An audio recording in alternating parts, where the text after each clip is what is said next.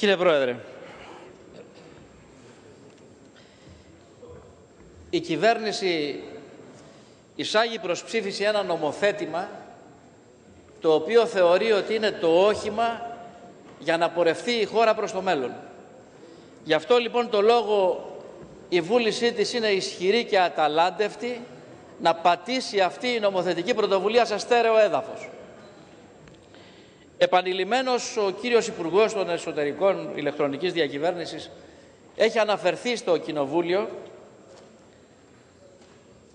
ότι πρόεδρος της Νομοπαρασκευαστικής Επιτροπής είναι ο κύριος Σταυρόπουλος, αντιπρόεδρος του Συμβουλίου της Επικρατείας και πρόεδρος του αρμοδίου τρίτου τμήματος. Χωρίς αυτό να σημαίνει κάτι παραπάνω, υποδηλώνει με έμφαση τη βούληση του Υπουργείου να μην παρισφρήσει στο νομοσχέδιο κανένα απολύτως ελάττωμα. Και είμαστε απολύτως βέβαιοι, κύριε Πρόεδρε, ότι κανένα τέτοιο ελάττωμα αντισυνταγματικότητας δεν παρισέφρισε στο υποσυζήτηση νομοσχέδιο. Αναφέρθηκε ο αξιότιμος κύριος εισηγητής, κύριος Λέγων της μειοψηφίας, ότι θα έπρεπε σύμφωνα με τη διάταξη του άρθρου 102 του Συντάγματος να προβλέπονται οι ανάλογοι πόροι, οι συνοδεύοντες τις αρμοδιότητες που μεταφέρονται. Είναι ρητή η διάταξη του 259 άρθρου του συζητούμενου νομοσχεδίου περί ακριβούς μεταφοράς των αναγκαίων πιστώσεων στην τοπική αυτοδιοίκηση για τις αρμοδιότητες που μεταφέρονται. Και ειδικώς προβλέπεται αναλυτική κοστολόγηση ώστε και κάτι που ελείπει να συμπληρωθεί. Και υπάρχει επανειλημμένη και σαφής βούληση της κυβέρνησης ότι δεν θα υπάρξει καμία έλλειψη πόρων ώστε αυτό το εγχείρημα να στερεωθεί και να ευοδοθεί.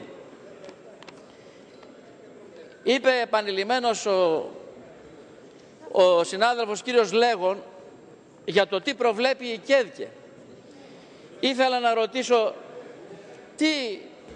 τι είναι αυτό που οδηγεί τον κύριο Λέγοντα. Όλοι καταλάβαμε ότι εννοούσε τον κύριο Στυλιανίδη ως Λέγοντα.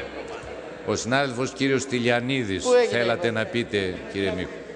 Είπατε ο συνάδελφος κύριος Λέγον. Εντάξει, δεν είναι.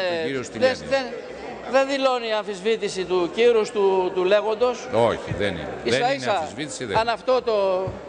Αν αυτό ας πούμε είναι μια, πώς το λένε, κοινοβουλευτική πρακτική, ζητώ αυτό συγγνώμη. Εξήγησα και εγώ στους κύριους συναδέλφους ότι λέγοντας ο Λέγον εννοούσα τον κύριο Στυλιανίδης. Ναι. Να μην παρεξηγηθεί η παράληψη του ονόματός του. Ίσα-ίσα ο αγαπητός συνάδελφος ο κύριος Στυλιανίδης ξέρει ότι τον τιμώ και δεν υπήρχε λόγος να υπάρξει αυτή. Αναφέρθηκε λοιπόν ο κύριος Στυλιανίδης επανειλημμένος το τι προβλέπει η ΚΕΔΚΕ.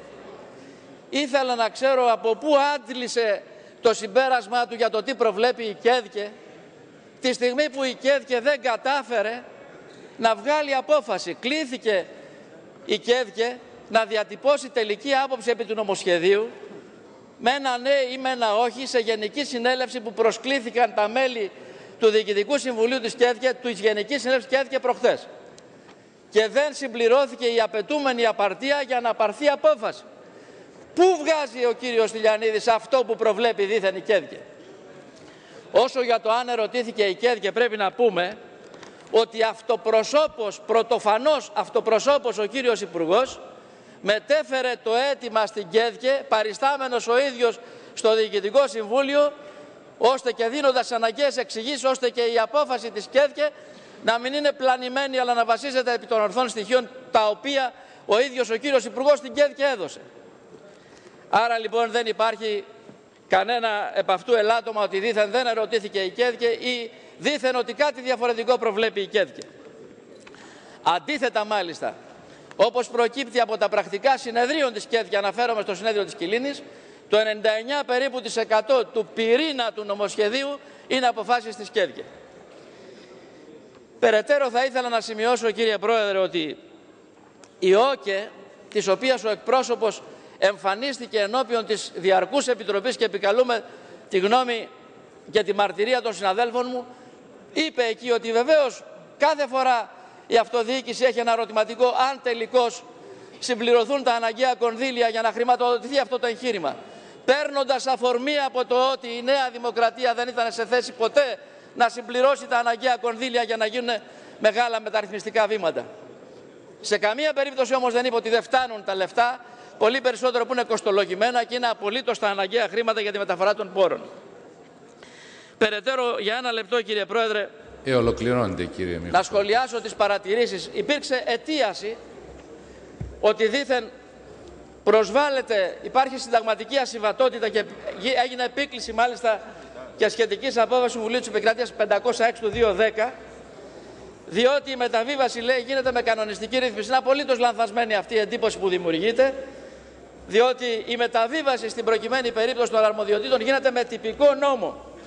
Πολύ περισσότερο μάλιστα που δεν αποκλείεται από το άρθρο 102 του Συντάγματος με την αναθεώρηση του 2001 η μεταβίβαση κρατικών αρμοδιοτήτων στους ΟΤΑ, ούτε ανακατανομή των ίδιων απονεμητικών αρμοδιοτήτων μεταξύ πρώτου και δευτέρου βαθμού. Επίσης, ο Καλλικράτης, στο νομοσχέδιο που συζητείται, προβλέπεται περαιτέρω μεταβίβαση αρμοδιοτήτων με προεδρικό διάταγμα και απαιτείται σε αυτή την περίπτωση προηγουμένως παροχή γνώμης και από την Ένωση Περιφερειών και από την Κεντρική Ένωση Δήμων και Κοινοτήτων Ελλάδος. Οπότε και αυτή η αιτίαση νομίζω δεν έχει καμία απολύτως βάση, κύριε Πρόεδρε.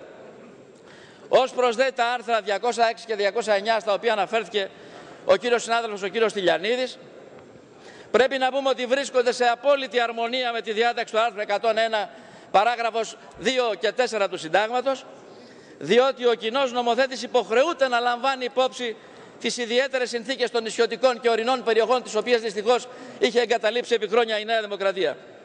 Πολύ περισσότερο μάλιστα που στην περίπτωσή μας δεν πρέπει να μας διαφεύγει ότι αναφέρεται σε περιορισμένο αριθμό αρμοδιοτήτων και σε περιορισμένης διάρκειας άσκηση αρμοδιοτήτων από κοντινότερο Δήμο.